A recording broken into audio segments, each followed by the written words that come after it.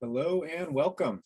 Thank you all for being here today. I am Nick Kanoki, the Director of Technology for the Asset Leadership Network, and I'm very excited for today's presentation and dynamic conversation with Ashay Prabhu and Melissa Osborne. Before we get underway, I just want to thank our patron members as well as our other organizational members because they make events like this possible, and their continued support is incredibly important to the Asset Leadership Network. We are a network, and so the participation of organizations like this make us what we are. And with that, I will just say, if you're out there watching, please send any comments, questions, or feedback to the chat, or use the Q&A function of this Zoom webinar, and we will get your questions before our panel. And now, Ashay, will you come on and do a bit more of a in-depth introduction for yourself and Melissa? Well, thank you very much, Nick, and good afternoon, everyone, and welcome to this session, which is a really interesting, thought-leading session from Melissa Osborne, the former senior manager. We're very fortunate to have her here, former senior manager of asset planning at the city of Windsor. And the timing is quite extraordinary as around the globe, we now see a fundamental awareness from all levels of government in the context of infrastructure planning. It's not just about the stimulus. It's not just about appreciating that municipal governments are facing increasing pressure with funding, reduced funding, and diminishing funding. It's not also surprising that we now have enough evidence to demonstrate to our decision makers that we could perhaps do things differently and get a significantly better outcome.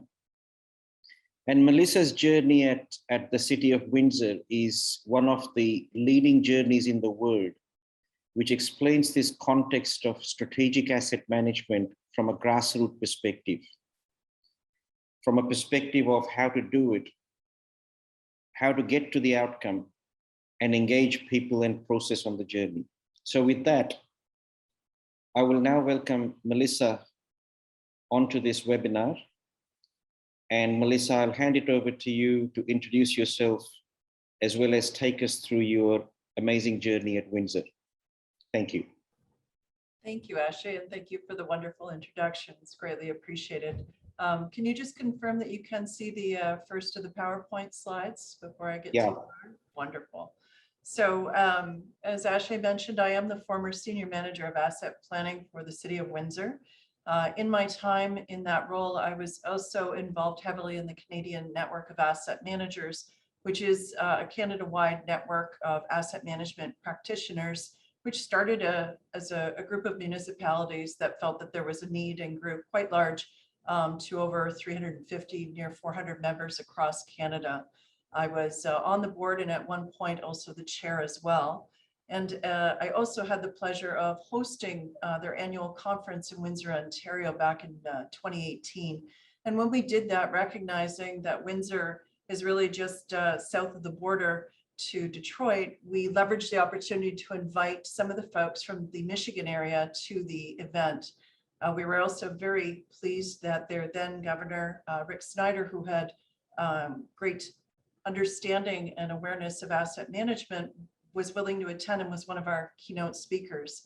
And from that, CNAM and the Michigan Infrastructure Council created a relationship and helped them on their journey into, as a state, taking a look at what some asset management readiness might be and how they might continue their program. And I believe Nick might have had some links to share in the chat around that. So let's get into a little bit about what Windsor project is all about in our presentation today. So this is just quickly what we're going to go through and chat about at a high level. Windsor, as I mentioned, is actually just south of Detroit, Michigan. Between our countries, there's about $500 million in trade between Canada and the US borders of Windsor and Detroit on a daily basis. Windsor has all of your standard linear and vertical assets, but we also have a golf course, an airport, and ownership in half of the Windsor-Detroit tunnel at that border crossing. The other thing you should know about Windsor is in 2008, when the recession hit, automotive was a big impact and a big funder of employment in our area.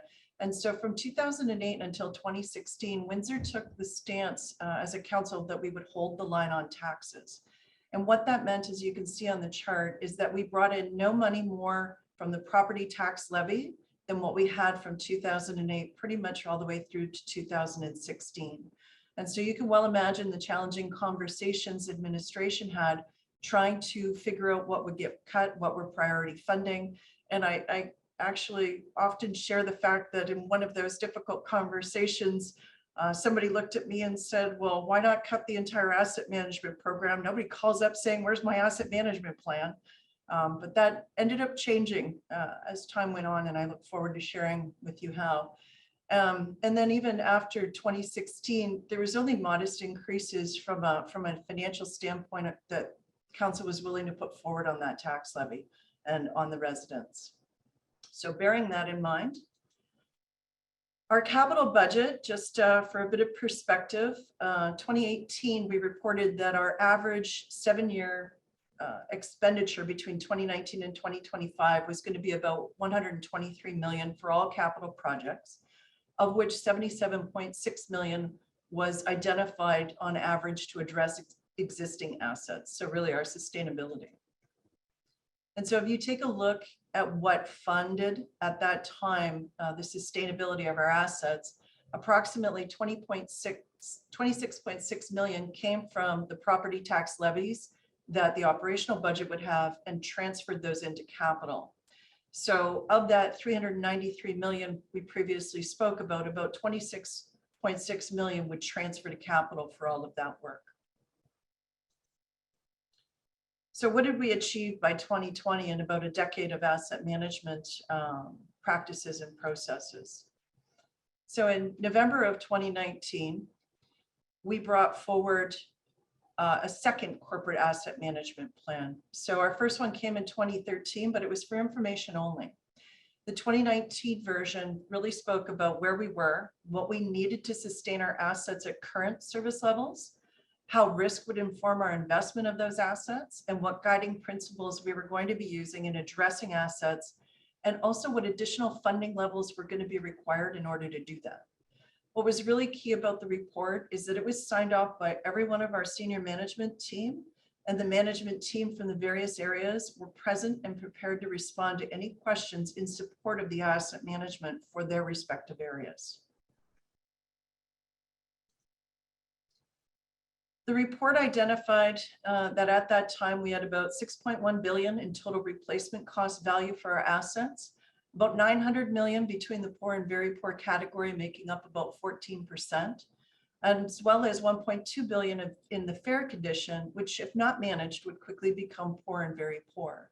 And so the fair was a big discussion that we had, that was ripe for opportunity for rehabilitation or reinvestment to make sure that we don't slide from the service sustainability or the services that our assets had provided to us at that point in time.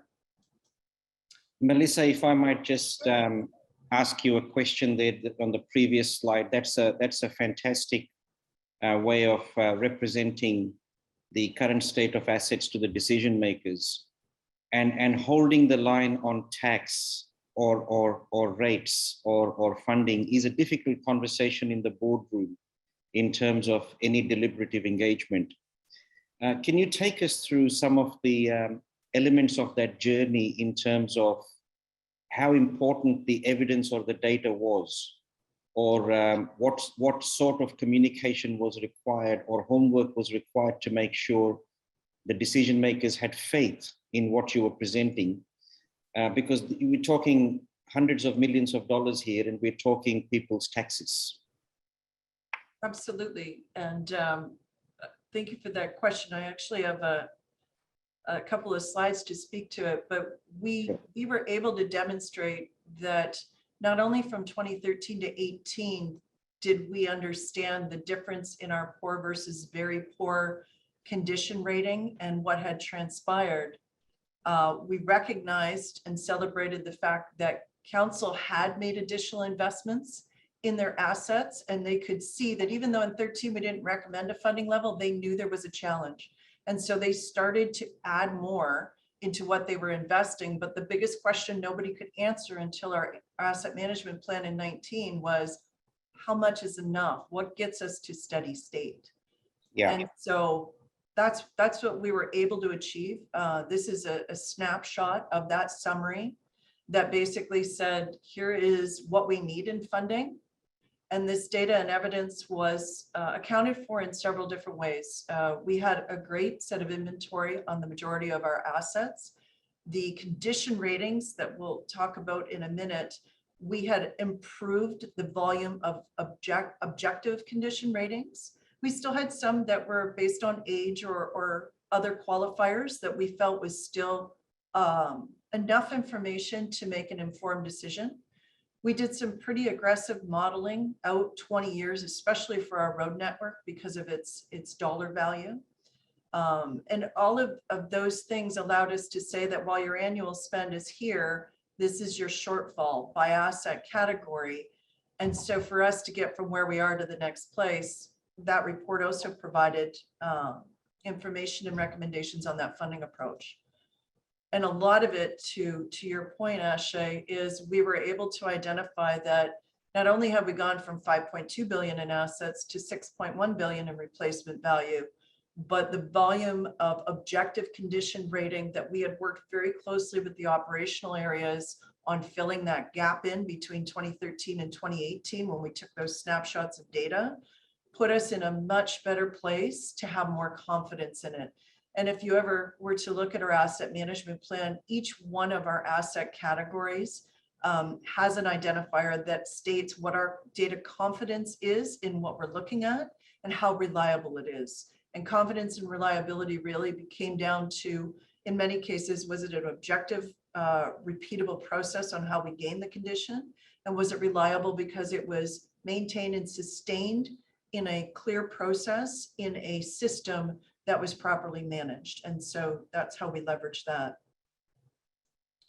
Ultimately, what ended up coming to council was a recommendation that to get from where they were to a funding level where they could at least sustain their assets at this current level of service that they were already in over a 20-year period, they needed about, as we had said, a rather large number in the previous slide. But what we recognized is council was not going to make a jump from a 0% increase to what that would have accounted for when 1% equals about 4.5 million. So what we did instead is we gave some thought to the political side of being able to respond to this. We weren't so much focused on how big the number was, but how can we make it manageable and attainable? And so we broke it down, recommending 6 increases at a 1.1% increase each year that would be compounded, building up the amount of money that would be invested for capital for the sustainability of our assets. The other thing we did is we took the budget and we identified all funding that went to service sustainability of our assets and all funding that went to growth, service enhancements, economic development, and other benefits. And we split the type of funding so that we knew for sure there was dedicated funding around sustainability, and we had council authority that that would be how it was spent. So at the end of the day, of a total budget increase of $9 million, the asset management plan made up 53% of that entire investment by council, which was a significant statement. And that was further, sorry, go ahead. Sorry, Melissa. So that's a really terrific on the previous slide. What I'm hearing there for the benefit of everyone attending is your asset management plan on the previous slide was actually informing the budget. Your asset management plan on the previous slide was actually informing the long-term financial plan, and not the other way around, where the long-term financial plan last year plus or minus 3% dictates the asset management plan. You actually got the asset management plan like the horse before the cart. Yeah, yes, we did. And these particular slides here are actually snapshots from the City of Windsor's Mayor, Drew Dilkins. his website speaks directly to the capital investments in 2021 and the fact that they were maintained. And what's really important to understand is in 2021, as a result of the financial impact to the community as a result of the pandemic, council put back in place the hold the line on taxes. So they went forward ensuring that they did not increase their operational budget, but when it came to what things could be cut or pushed out, the asset management plan did not make that conversation, let alone the cut. It remained in place and it was still to be funded. And you can see just from this slide, these are comments directly from his website on those investments and the importance of them to the community. So how did we get there? Because it did not happen overnight. I think I started at the beginning, it was about a decade of focused attention. And where it really started was with understanding where are we at with asset management experience, both for the various assets that we had as well as corporately. And we leveraged the then ISO 55000 documentation that had several categories in which to look at and rate yourself on a scale of maturity level 1 through 5 or awareness through to excellence.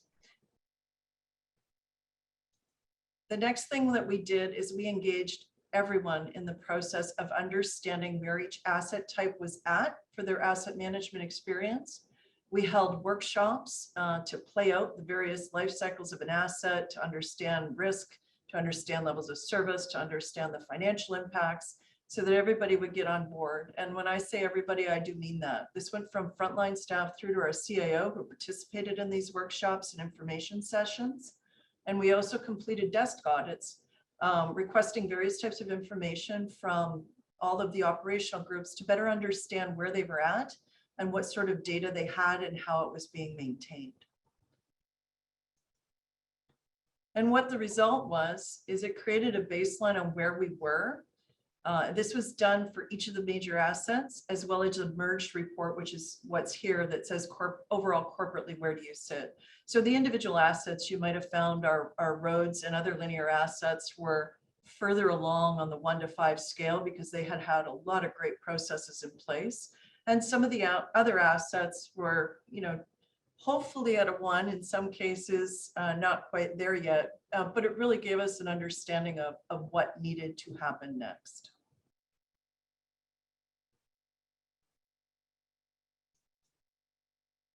So who does what?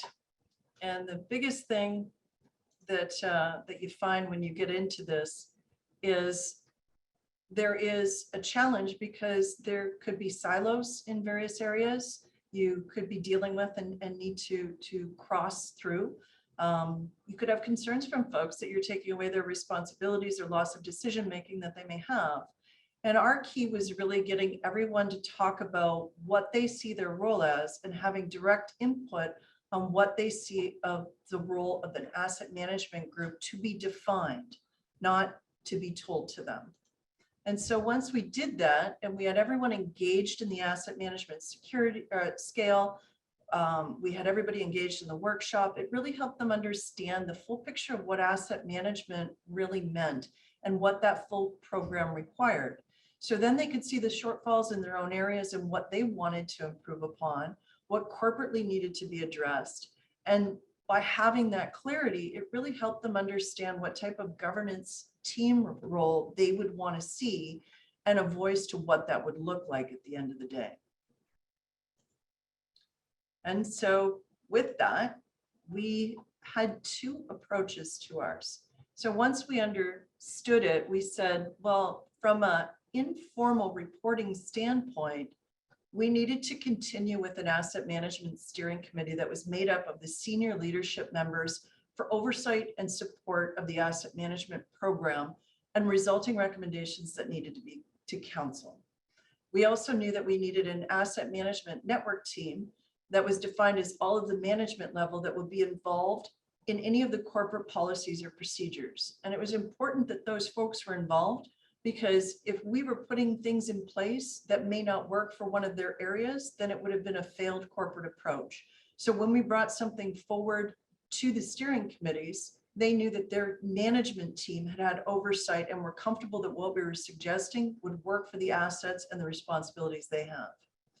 And then we also had task teams, because in some cases we might be looking at technical solutions or data expectations that we had. And at that level, we were getting closer to frontline staff. We were getting closer to the people that manage the data, because what we didn't want to do is put in place data or KPI requirements that nobody collected the information on and would probably cost us more to collect than the value it was going to provide. Or if the value it was going to provide was worth the investment, then we wanted that communication to make it up the chain as well. So this is the informal structure whereby the asset management office would need to report to that steering committee and work with those asset management network and task groups on anything they were doing corporate-wide. From a formal reporting structure, it took a little bit, but eventually they landed on having it report into the CFO position, so the Chief Financial Officer, and that they would work and identify, as noted, across the corporation for what they needed. But again, anything asset management related was always brought to that steering committee, brought to that asset management network, and that remains in place today.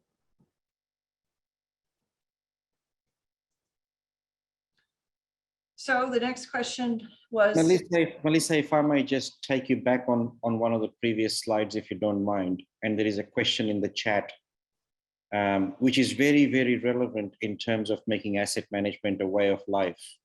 And the question is around, how do you engage the Public Works Department in terms of raising awareness and their understanding of asset management and getting buy-in, which is kind of bringing the finance and the engineering and the operations to talk to each other for the greater good. Any comments on that directly in relation to that question, please, in terms of the structure and the people? Well, I could tell you what my approach was. My first approach was to ask the CFO when we started this project to not call this a finance project, because it really wasn't. It was an asset management project that needed everybody to be engaged. And the other thing I did, we spent a lot of time quite literally sitting and working side by side with our public works operations folks, with our engineering folks, to better understand their data, their challenges, what was frustrating them, what they really needed from it, and taking it away from being a report to really listening to what was causing them not to be successful. Because by and large, they had everything in place. It just became that the story needed to be told in concert with all of the other assets. And by listening to them, we managed to find that direction. And it didn't happen overnight. I mean, we started this in 2009, 2010, and it took some time to work with them, to engage with them. But by the time I left, there wasn't a request I couldn't make from any of our public works folks, or anybody from my team requesting information from them, that they wouldn't see that there was probably an opportunity that it would benefit them. It really became a partnership. And so a lot of it is, rather than approaching it as an us versus them, we approached it as, we're here to help, what can we do? Yeah, and it's quite that that buy-in in terms of, Melissa, what's in it for me from a public works department perspective. Will it make my job easier? Will I be able to plan my work better? Will I have a say in how the budgets are set for my patching crews versus my reconstruction program? Will money get taken away from me? I think these were, and what you're saying there is, by having that line of communication, you were able to break down that risk of mistrust and bring the organization on a greater good journey, correct? Correct. I mean, so our area was responsible for the corporate capital budget as well. And I remember continual conversations where, it used to be, oh, well, if we don't have enough money for a project, road rehab's got the biggest money, we'll just take a bunch out of that. It didn't help the program, but because we really understood that that was a frustration, how were they going to move forward every time they got cut because they had the biggest share of the pie, but their pie was still too small for what they needed.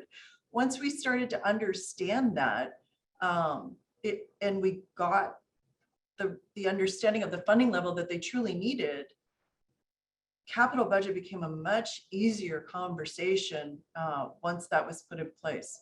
And that really was the final aha moment, I think, for a lot of the folks that had put their trust in us, that if we did the right things and we said this, to council the same things, we weren't competing against each other, but rather bringing the one story forward, that would help us ultimately. And it really did. That funding level changed the dynamics around their capital budget discussions tremendously. There's still little ebbs and flows, but nowhere near what it was, you know, a decade ago, when it was fighting for the last dollar or giving it up because you had to.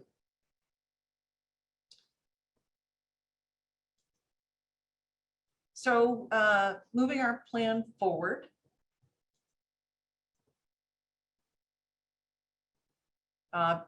Basically, this is a zoom in of the snapshot on a visual map as to what the outcome was, saying because of your readiness scale, because of where your different departments are, because of your staffing resources, here's your short, medium, and long-term sort of work. You can't read this, but this shows it under those various categories, all planned out for the longer period of time. And it really helped us address what needed to be done. Each one of these came with a detailed explanation of what the project is, what it should deliver, what focus area it addressed, what level of maturity it should move us to once it was done, as well as whether or not we needed internal and external resources and what level of funding we might require as well. So it was a very comprehensive plan. This is just a high-level snapshot of what it was. And ultimately, producing the results. So in 2009, or in 09 to 12, we put the asset management roadmap together. We got the governance together. We got the department put in. We established in 2013 our first asset management plan. The federal government started to open up funding for asset management in Canada. And so one of the projects that we were involved in was under the Leadership and Asset Management Program undertaken by FCM. And it really helped us work with, I believe it was about 12 other municipalities across Canada, to say, here is what would be in a good asset management policy and a good governance structure or a framework. And here's how you would approach level of service. And we ran with those things to put our policy in place shortly thereafter. In 2015, we really started to get some momentum on data improvement and modeling out our data to better understand what different investments would mean over a 20-year life cycle, particularly focused on our road network. And that was our first aha moment, that we were able to actually articulate what our shortfall in funding was and what the potential overall result of our road network would be, in that we would be slipping to have an even greater percentage of it in the very poor category than what we had been experiencing for several years if we didn't make those additional investments.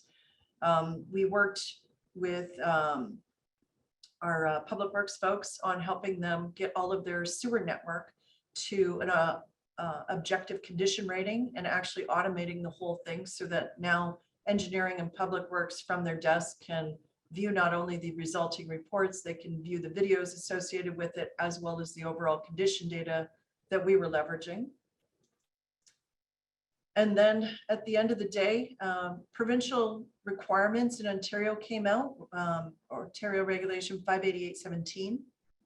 It set forward some mandated requirements for municipalities to have a policy, to have their first asset management plan for their core assets, to know whether or not the funding they had at least sustained them where they were. And there's two more requirements that are coming now in 24 and 25 that are being worked towards, but we were able to meet those regulations without fail.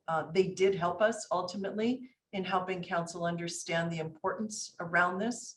A lot of grant funding that started to come out around that 2016, 2017 timeframe as well, directly spoke to the fact that you had to have an asset management plan. And one went so far as to say, if we give you this money for this particular asset, you need to confirm for us that you have an asset management policy in place, that you're going to maintain and sustain it over the life of the asset, and not basically come back and say that you don't have enough money to keep it in service in good working order. Melissa, I might just go back to that previous slide and on the journey slide, and there is a question from Ian in the audience. What could have sped up this journey? And before you answer that question, Melissa, I'd like the audience to particularly take note of how beautifully this has been portrayed. For example, I really love the terms in the 2013-14, where you've called it "and pilots." And you started to look at levels of service back then in terms of testing and collaborating and informing and consulting, I'm assuming, with your stakeholders. To then in 2019, perhaps, and correct me if I'm wrong, your journey kind of says, we've not just complied for the sake of compliance and a tick box.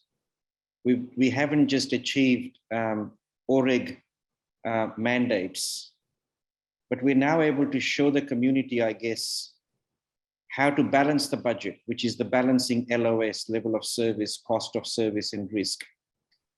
And this to me looks like a true journey. So if you can just spend some time on the importance of being a journey, not a race, and then perhaps in answer to Ian's question, look at what could have been different that could have perhaps sped this, if it could have been sped or should have been sped up.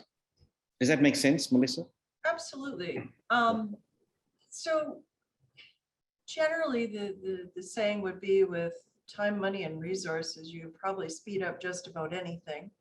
But there also needs to be a recognition that this wasn't just about getting a level of service framework in place and piloting it for a couple of assets that were really good. It was about creating a culture that saw value in it, didn't feel like it was yet another thing off the side of their desk that they didn't have time for, that yet has to prove value. And so could we have sped it up? Maybe. I wouldn't have sped it up much more than what we had, though, because everybody in the different areas came along this journey with us and embraced what we were doing in their own time. And I've said this many, many times, and I still believe it today, the true mark of success for Windsor is the fact that we have achieved an asset management culture. And I know that because despite having 3 municipal elections, as well as 3 changes in who holds the position of our CIO, our city engineer, our director of operations, as well as 2 changes in who holds our city solicitor position, our chief information officer, our CFO, our commissioner of parks, recs, and facilities, as well as several changes at the management level, including the manager of asset planning and myself as the senior manager of asset planning. Windsor today still holds the principles of asset management and its importance to their community, very much so. The mayor and council on numerous occasions when I was there referenced its importance. I still recall a few times a report would go forward and a couple councilors would say, how does this fit within our asset management strategy? And once you start realizing you're not the only person having the dialogue, that's when you know the real transition and the real embracing of asset management has happened. And that is why I think Windsor's prepared for everything that's going to come at them in the future. Doesn't mean everybody likes everything. You know, they still get pushed back, but now you have something to hold on to. Yeah. And Melissa, if you don't mind, we can open up the room for Q&A as well, but if I can just ask you a 50,000 feet question before we deep dive into some of these fantastic elements. Having great leadership in the boardroom at the councillor level is ultimately, in my opinion, responsible for making this a way of life. You've been extremely successful in Canada. You're really well respected and recognized, and you've got people asking for advice from other municipalities. What do you think in general Canadian position is in terms of that leadership at the top? Is there Is there continuity? Does the incoming do the incoming politicians at the next election cycle go through an asset management 101 training in terms of understanding levels of service and the fact that there isn't an unending pot of money and that some things have to be traded off? Is that kind of happening in your view? So anytime there's a municipal election, and the last one was in 2018, they're going to be having one in 2022. There's usually an information session for the incoming council. And at the last turn of council, I did present asset management to them, help them understand its importance. At the federal level, there's a Federation of Canadian Municipalities that represents Canadian municipalities all across, and they have a good relationship with Infrastructure Canada and have been getting funding to help municipalities understand asset management. So there's great videos that they had about its importance. They would present it from the perspective of the political mindset as opposed to the technical. And I believe you need to understand that when you're presenting to the political body and the residents, you need to resonate with them about what's important to what they see as important and ways in which things can be achievable. You know, for the longest time, a lot of municipalities would say, you know, our infrastructure deficit is, and it's always a massive number. I mean, ours was what, 900 million of that poor, very poor. But you can't do anything with that number. It becomes a number that's easy to ignore. And even if you turned around and issued debt for $900 million and said to go fix it, I think our entire administration would have lost their mind because you can't. Like, you'd be shutting down streets and sewers. It's just not feasible. So really getting yourself into the mindset that says, yes, we have a backlog, we have a challenge, but what is the level of service that we need to maintain? What is the risk that we can accept or not accept? And what financially can our community afford? And once you figure that out, you can start to think in terms of what are easier ways for this to be palatable to council. Like I said, our deficit far exceeds a 1.16, but we chose that we would do it over a 6-year time frame so that it was reasonable, palatable, it could be built upon, and more importantly, we took very big strides in making sure that we celebrated anything that was being invested in because that increase had happened. And that wasn't just our internal folks. There's many videos of Mayor Drew Dilkins talking about investments in this road, investments in this road. The asset management plan allowed for this investment or that investment. And that really helped the community understand value for the money that they got asked to put forward. That is so beautifully explained. That is absolutely fantastic. I mean, what you're saying there is it's not about the fact that we've got a backlog. Let's not drown them in the sad news of future risk. Let's be optimistic about the fact that we still have an opportunity to balance the budgets, to do the trade-offs, and get into a sustainable position by doing things differently. I mean, that is the essence of strategic asset management. And you would have done that, I assume, Melissa, with demonstrating to the politicians and the key people within the council what some of the consequences of different strategies would be, and from the scenarios of what would be palatable. You did present that as a communication tool, right? Very much so. When we did the modeling for our roads that said, here's where you are today, and 20 years out, if you do no better than what you've been doing, this is what your overall road network will look like. But with this modest investment, this is what it could look like. And when they saw a whole lot of red jump out by not doing anything different, it was, pictures worth 1,000 words. That was absolutely worth 1,000 words. But more importantly, what you were saying is, we're not just showing you an issue or a problem, we're showing you a solution. We're showing you a pathway to make sure that we are responsible custodians to our community. Yep.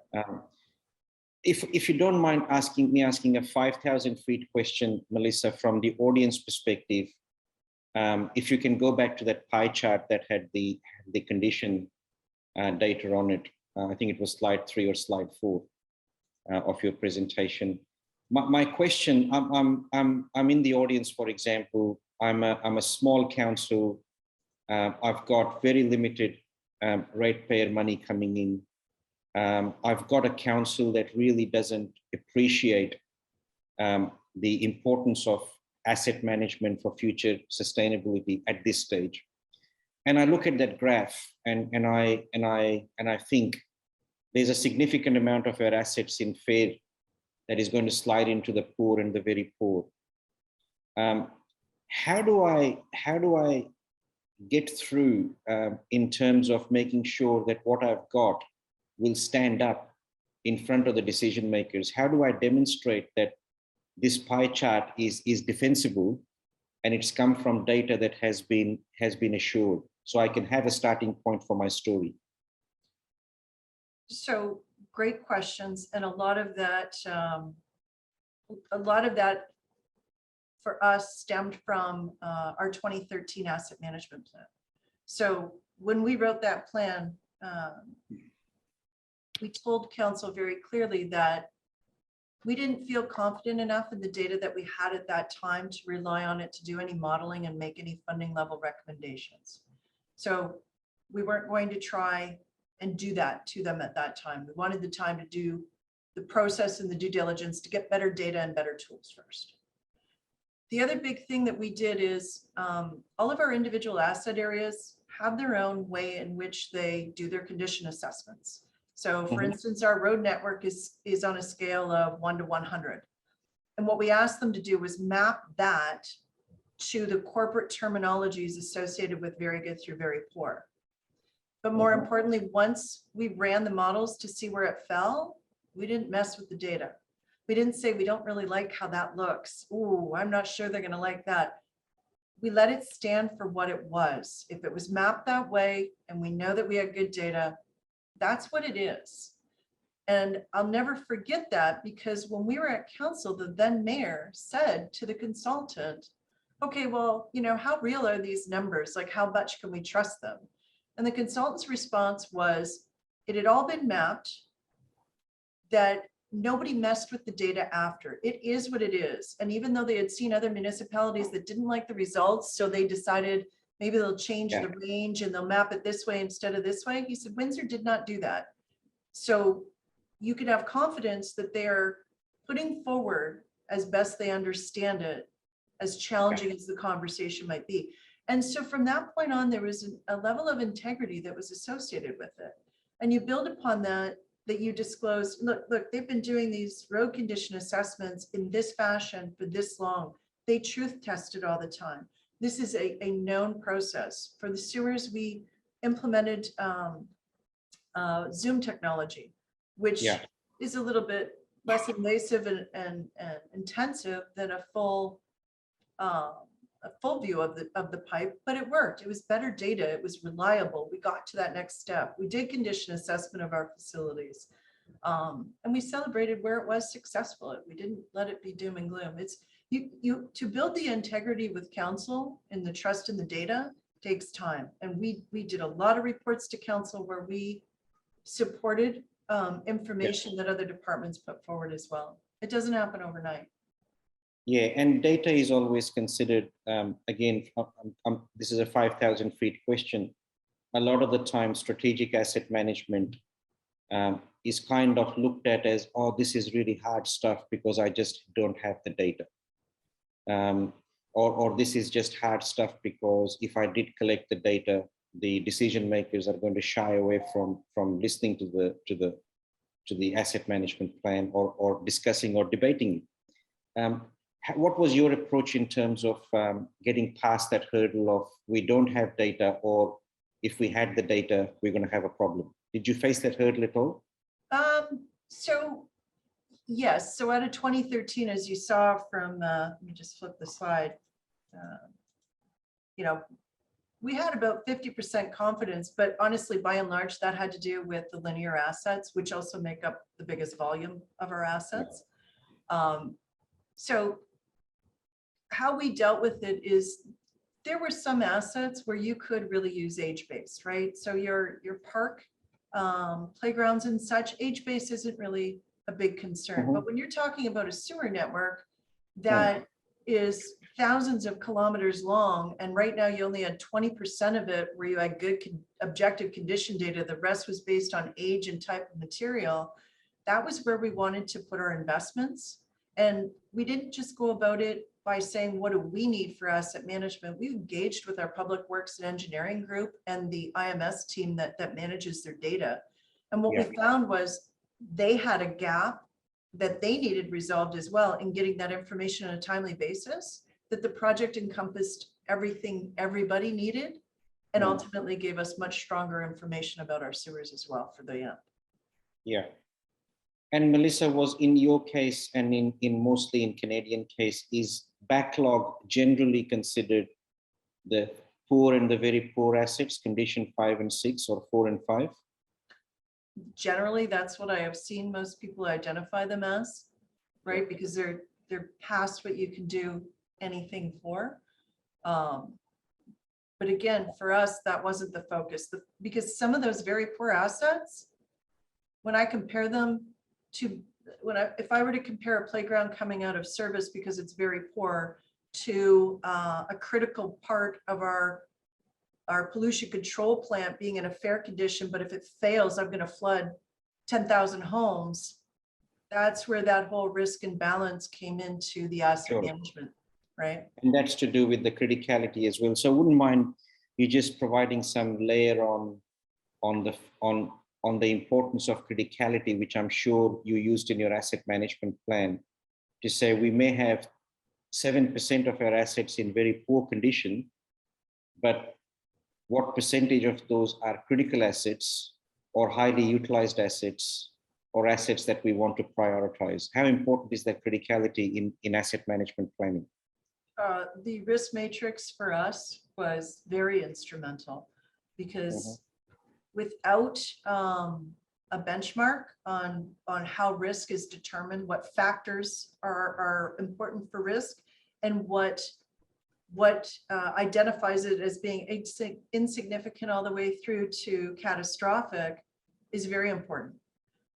Because while one area or a resident particularly tied to an asset that's come to a failure may see it as a big risk if it's not replaced or addressed. Yeah. When you apply that same scale across all the other assets and you put it in a chart for council that says, in a ranking of criticality, if it fails, that you are exposed to the highest risk based on the scale you council have told us are the factors and the variables that are important to you, this is how it kind of shakes out.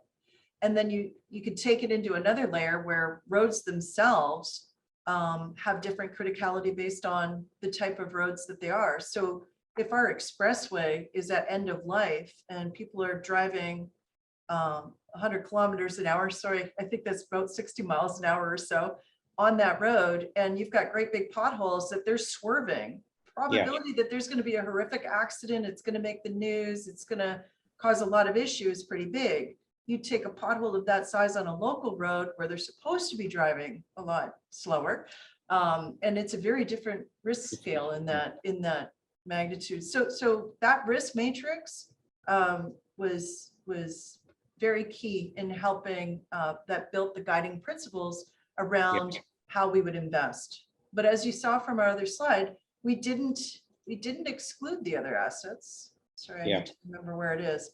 We identified the funding levels needed for each of them. But if push came to shove and something happened and we needed to address a failure at the pollution control plant, then some of those other assets from a sustainability might get their dollars taken. But ideally, if we jump on this, we won't have to. Yeah, but you're making those decisions based on real prioritization as opposed to ad hoc, and you're putting some science into it. That's terrific. Yeah, that's really terrific. Melissa, if I can, for the purpose of the audience, Canada is going through an incredible journey in terms of the regulations which are driving governments to think about levels of service.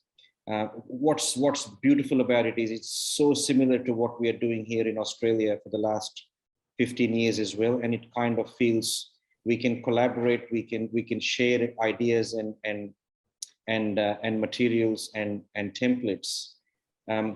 One of the things that is really close to my heart, and I wouldn't mind your advice for the audience, is capacity building, where we're now at a point where the maturity of asset management awareness has grown to a point where there is appreciation of the problem in the boardroom and the council chambers. But I find governments struggling with the capacity, which is skills as well as resources, to be able to undertake asset management with a high reliance on consultants. And there's nothing wrong with high reliance on consultants, don't get me wrong. But at some point, the capacity building becomes a fundamental, real critical issue to make sure the journey accelerates and local governments become self-sustainable from aspects like assessing the asset condition, doing inspections that are reliable, being able to write an asset management plan, communicating the story to the stakeholders in order to get the funding or retain funding or even increase the funding, deliberative community engagement. What role do you see public bodies like CNAM and IPWEA and any of the others in helping us with this sort of capacity building? So from our journey, I have to say that the collaboration and networking that we experienced from CNAM was another big reason we actually moved it forward as quickly as we did. A decade might seem like a lot, but yeah, honestly, when we started, I spent and had great opportunity to speak with some folks that were already ahead of Windsor on the journey. And the beauty of it was, from a municipal standpoint, they're like, oh, here, use this. Oh, here, try this. Or if you want to talk to me, no problem. And I've done the same thing for many communities since then, right? Even the work we did with the Michigan Infrastructure Council, they didn't start from zero. They started with the tools that we had been using in Canada, be it municipal level or some of the things that have been developed through the various programs that the Federation of Canadian Municipalities had funded out of their municipal asset management grant program. And then all they had to do was figure out how that needed to be changed to speak to what their issues are, their approaches, their terminology. And, you know, that took a little bit of work, but you don't really have to start from ground zero. And to your point earlier, you know, you might not have full condition assessment or objective data on some of your assets, but you probably have enough to make a decent start and start to understand things. If you think you're starting at 0 or 10%, any percent forward from that is still positive direction. I would never stall a program waiting to be 100% certain around absolutely everything that you do, because you'll never get anything off the ground. Great point. So on that note, Melissa, what's and this is a fundamental question that audit offices in Australia and New Zealand, and even the ones I'm now speaking to in Saudi Arabia and the Middle East are grappling with, is auditing asset management. And this is quite a question that hasn't quite got an answer at the moment, but I'm really interested in your thoughts, what your view is on what should be audited. Should the rigor of audit be on depreciation or amortization or the valuation of the assets because it hits the financial statements and the P&L? Or should that time be actually invested in auditing the asset management plan to make sure that future sustainability is measured correctly and that the organization has got the trade-offs and is balancing the budgets in line with future requirements? Do you have any thoughts on the audit process that Canada could go down? Well, it's funny you ask, because so in Canada, because we have to now put our assets on our financial statements, as the US does, as well as I understand it, there's a financial component of the audit, but it's really based on depreciation. And in the absence of having good objective data and deterioration models, you may need to rely on some of that information to help you.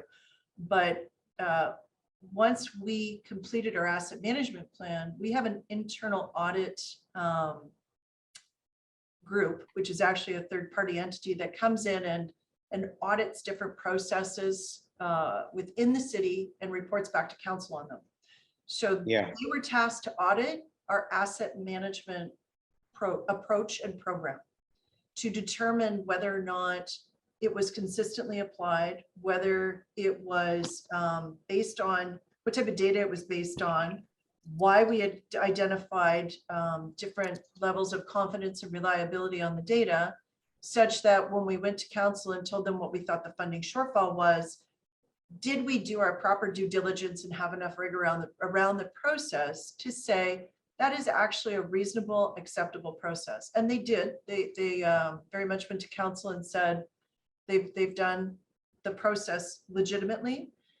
Where you get into some interesting challenges with asset management plans is when you talk about level of service, or you talk about risk, or you talk about funding levels, those are unique to different municipalities. A municipality that is so busy growing is going to have a very different approach to what level of service, what risks, what financial structures they may have, versus a small municipality that may have a number of assets, but not a whole lot of base and not a whole lot of growth. So their approach to what level of service can they provide based on the risks they're willing to accept and the funding levels they can handle is going to be different.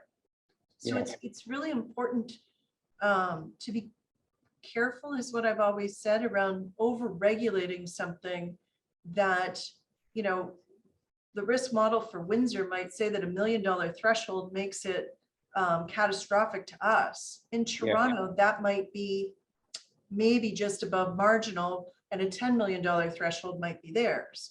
And then you take a look at a smaller community, and that threshold could well be $100,000 that could make or break them. So the question is, do you have the processes in place, and have you gone through the rigor? Is your council in agreement that that level of service and risk are what they can tolerate, and that your financial approach is something that's palatable to them? Yeah, that's terrific points, Melissa. If I can now request you to perhaps stop sharing your screen so we are visible to the audience, and we are on the almost at the top of the hour with this absolutely wonderful presentation that went to the grassroots of how to get on the journey. And it is a journey, not a race. Melissa, I'm going to put you on the spot. You are now the Chief Infrastructure Officer for the Government of Canada. No. It is a title that doesn't exist yet, but I'm sure every government in every state in the Western countries is thinking that after health, one of the biggest items has been infrastructure. So if you were the CIO, the Chief Infrastructure Officer, what would your advice be to the governments in terms of the future?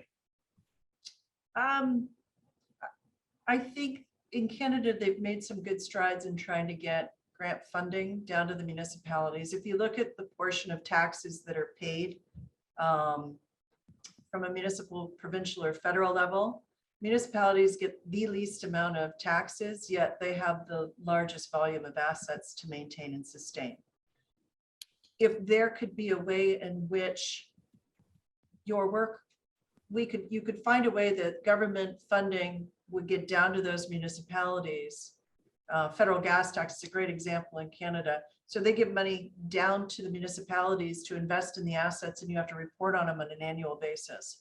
And you have to prove that they're meeting with the requirements of those types of investments. If you could build on that program and then find a way to share the successes, that would be great. It's very hard, right? Every government needs to invest in something that is new. That's what the community wants. So getting them to see that what you already own can be sexy too, is the difficult part. And that would probably be a lot, it's a lot of the work that we did was try and really change the narrative to say, look how exciting it is to redo this road that nobody's liked for all these years, and give it a little bit of punch, right? As opposed to this brand new recreation facility that we've never had before, probably a lot of what I'd focus on. Terrific. And would you recommend that governments need to think about borrowing to pay for renewal and maintenance, as opposed to simply looking at existing funds? I can't say that I would. But to that end, I also worked for Windsor for several years, and they had not issued debt since about 2003. I think there are a lot of unique ways to do it. And the challenge you get into is if you issue debt for maintenance, maintenance is an ongoing responsibility. So at what point do you stop issuing debt? And then your debt load just becomes insurmountable as well. Yeah. So there's a couple sides to that argument. The balance of the prudence here. Agreed. Yeah, I've always seen debt being issued for a new asset, Yeah. potentially better, and take that money and invest in sustaining them after that. This has been spectacular. Can I beg you to stay on for a little longer? Sure. All right, we'll have Nick thank our sponsors and let the folks who have to go on. But oh my goodness, I don't want to stop you. And there's other questions. So, okay, thanks, Nick. Okay, yeah, this has been quite a presentation and discussion. Thank you very much, Ashay Prabhu and Melissa Osborne, for tackling these 4 questions that transform municipal asset management, as well as many more. And again, we just want to thank our patron sponsors, as well as all our organizational members, including Assetic, Brightly Company. And again, we couldn't do programs without the continued support of this network of organizations that help support the ALN. So thank you all for making this possible. And thank you to our presenters. And as Mike said, there are more questions and certainly more to say on the subject if you have a few moments to stick around. So Jim Dieter is interested in non-tangible assets, if that's anything that's been addressed. One of our other senior fellows always asks, what about personal property? What about personal property? So if you could address that, if that's even anything that comes up. And then I'm curious about the 4 questions, if you could address those all together at once again and say, you know, what's they're important.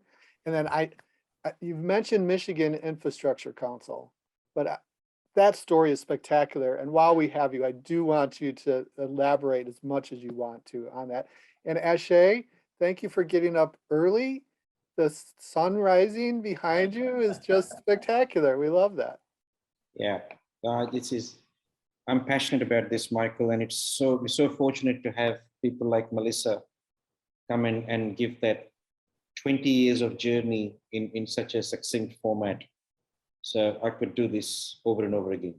Okay. So let's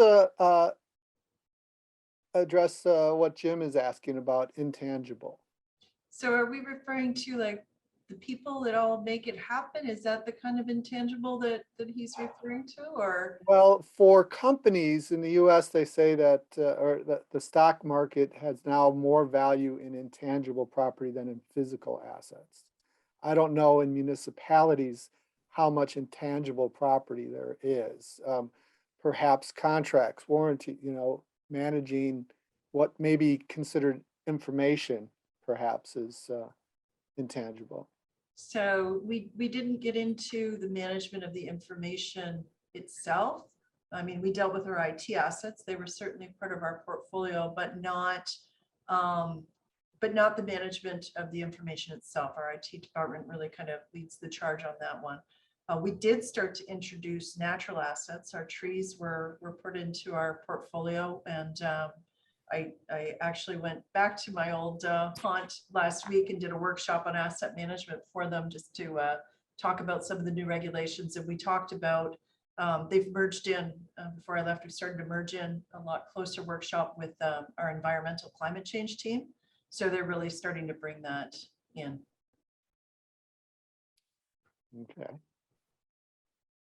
So the information is the non-tangible, or the, yeah. Yeah, we didn't. Non-physical, yeah. We didn't include that from non-physical, not really. No. Okay, and then you did do IT, and that could be considered personal property. And how is that different, or did you treat it any different? It's definitely different. if you think about the cell phone in your hand, it's probably considered outdated, even if you bought it 3 weeks ago. So it's a very unique asset. You know, systems that used to require servers now are software as a service with in the cloud data networking and computing, whereas before you used to have an entire room dedicated to these massive systems. So, and it changes so quickly, but more importantly, you can't really put your finger on when it's going to change, because we don't always know when technology is going to evolve to its next level and make something you have obsolete. So there was a lot of uniqueness around that. For a municipality, you tend to be on the leading or bleeding edge of technology. So you kind of time out whether or not, you know, you're going to be flipping into something different. But, you know, if you're in the private sector world, you might need to get into some new technology quicker than you anticipated, because you need to stay current and you need to stay relevant and you need to keep your costs low. So that can definitely be a much different conversation in some industry. And then I'm very, this is a biased question because we had Michigan Infrastructure Council present with the Government Finance Officers Association. Ashay's wearing the shirt. Ashay's a member of the GFOA also. And the GFOA has asked us to speak at their annual conference in June. And Melissa helped get the Michigan Infrastructure Council started. So why don't you give us the real backstory on that? I didn't get the Infrastructure Council started. What we did was because they had attended, a lot of them had attended our workshop, our 3-day workshop for the Canadian Network of Asset Managers when we housed it in Windsor. They really started networking, and I connected with one of the individuals that works for the Michigan Infrastructure Council. And they started talking about the need in Michigan, that they really wanted to do asset management, but they didn't know where to start, and they wanted to do it as a state. And so through conversations with myself and a few other members of the Canadian Network of Asset Managers, we talked to them about what some of their options were, and they engaged CNAM to then do workshops with them. So we were over there, we were dealing with their core people that then would go out into their communities as the leaders. Since I had left CNAM, I can see that they have completed an asset management readiness framework, a scale, so they can rate themselves. So they're getting all this great data back, so they have a better snapshot of where Michigan is. And I've stepped away from it since I left CNAM. I was the chair in 2018 and then past chair in 2019. So, but I know that they're still running with that, and they've got some really great things that they've done there to help them along the way. Okay, so you didn't start it, but you were there when they started and you helped. Yes, we helped them get their program in place. They were already doing a lot of really cool things. I'd actually attended one of their events, and in Michigan, I don't know if they still do it, but they actually have a way in which they recommend you rate your roads for condition rating, so that it's applied across the state, which I found really interesting. Because then, you know, Ashay, your question about how do you audit and how do you benchmark? Well, it starts with everybody using the same template. So that was it was a really interesting thing. And then nobody was recreating the wheel. They had it given to them. They just needed to learn how to use it. Excellent. And then Ashay, if you don't have anything further, I would like to ask Melissa to end where she started by showing those 4 questions again and emphasizing the importance of them to organizations, not just municipalities, but all organizations who are either starting or reinvigorating their asset management journey. So I will start. Okay, I can't share my screen anymore, but basically. Oh, hold on, let me see if I can. Sure. You should be able to now. If not, Nick, can you pop, well, actually, I think I've got them up. Oh, wait, I got it. Okay, There we go. Can you see it? yes. So first question that we asked ourselves and we assessed is, where are we at on our asset management journey? And in doing so, we took the time to understand at the different asset level as well as at the corporate level where we were individually and collectively as a whole. And we did workshops that brought everybody together to understand what asset management is, because you'd be surprised at how many people think that it is the data about the assets, the condition of the assets, and maybe the cost of it. So when you get them in a room and you show them what everything really entails for asset management, it becomes an awareness and an opportunity of where to build on the next ones. The next question became understanding who in the corporation does what right now as it relates to asset management. And that's where you'll find some silos. That's where you will find people that think maybe they're overlapping with something else or what they do is better than others. That really wasn't what it was all about. It was understanding who does what, and then them understanding what the full scope of asset management is, understanding whether or not they saw themselves having a role in some of those gaps, or whether or not, moving into question 3, a governance group would make more sense. And so once they understood what they wanted of the governance group and where they drew the lines, if you will, in the sand that says, this is our responsibility, this is yours, it then became a question of, well, where do they sit in the organization?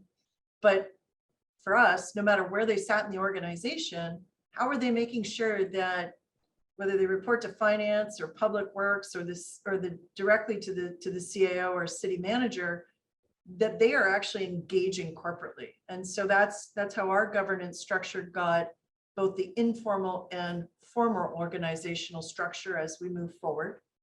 And once we had all those pieces in place, then it became taking a look at all those gaps, taking a look at where we were structured, where our people had strengths, which things needed to move forward sooner than others to make impactful change in the right direction, and build the roadmap that says, what are you going to do immediately in 1 year, in 3 years, in 5 years and beyond, and just plug away at what that was. And leverage, in our case, we leveraged a lot of grant funding that came our way. So we might have pulled something in ahead of another. And as long as it wasn't, we didn't miss something that was a foundational piece to the next step, that's what we did. Excellent. And like Ashay said, so precise and concise presentation. This will be very helpful for many people. We create highlights throughout, of the program, and I've been chatting with Nick saying highlight, highlight, highlight with 2 exclamation points, highlight with 3 exclamation points. Basically, the whole video is a highlight, but we'll break it into pieces for people to digest better. So thank you both so much. This has been excellent.